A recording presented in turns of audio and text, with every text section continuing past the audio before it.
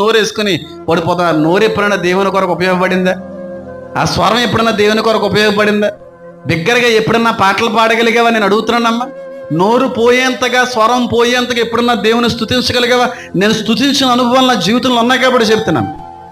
నోరు రావట్లేదని, గొంతు పోయిందండి, దేవుడిని ఆరాధించి అని చెప్పగలిగే విశ్వాసులు ఈ రోజులు ఉన్నారా?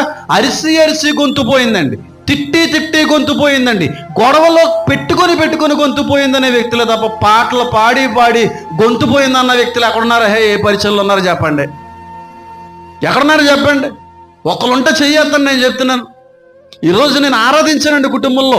ఎంతగా దేవుని ఉత్సాహంతో దేవుని స్తుతించానంటే అంతగా ఉత్సాహంతో దేవుని స్తుతించాను. అంత బిగ్గరగా దేవుడికి నేను మహిమ చెల్లించాను. అంత గట్టిగా పాటలు పాడాను, అంత గట్టిగా దేవుని ఆరాధించాను. నాలో నేను లేను, దేవుల్లో లీనమైపోయానండి అన్నటువంటి